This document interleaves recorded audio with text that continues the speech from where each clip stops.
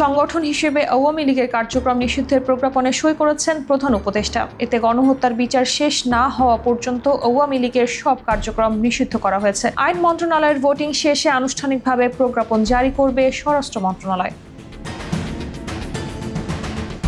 12 মে প্রধান উপদেষ্টার কার্যালয়ে এ সংক্রান্ত প্রজ্ঞাপন পৌঁছানোর পর তাতে সই করেন ডক্টর ইউনূস। এর আগে 10 মে রাতে উপদেষ্টা পরিষদে জরুরি সভায় সংগঠন হিসেবে আওয়ামী লীগের কার্যক্রম নিষিদ্ধের সিদ্ধান্ত হয়।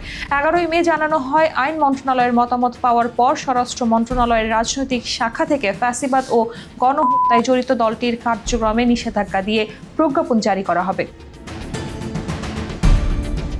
কেবল দলীয় কার্যক্রম নয়, অনলাইনেও দলটির সব ধরনের কার্যক্রম নিষিদ্ধ ঘোষণা করা হয়েছে। এরই প্রেক্ষিতে আওয়ামী লীগের ফেসবুক পেজ সহ সাইবার স্পেসে দলটির কার্যক্রম বন্ধে সংশ্লিষ্ট কোম্পানিগুলোকে চিঠি দেওয়ার কথা জানিয়েছে বিটিআরসি। প্রজ্ঞাপন হাতে পেলেই অনলাইনে আওয়ামী লীগ এবং সহযোগী সংগঠনগুলোর অ্যাকাউন্ট ব্লক করা হবে।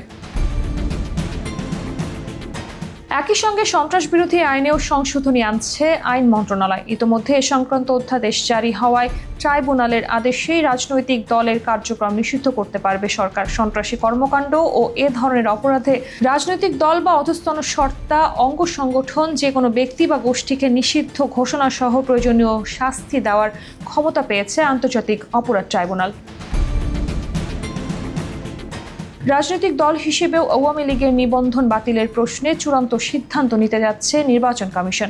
আওয়ামী লীগের কার্যক্রম নিষিদ্ধের সরকারি প্রজ্ঞাপন জারি হওয়ার পর সেটির আইনগত বিষয়াদি পর্যালোচনা শেষে সিদ্ধান্ত হবে বলে নিশ্চিত করেছেন প্রধান নির্বাচন কমিশনার।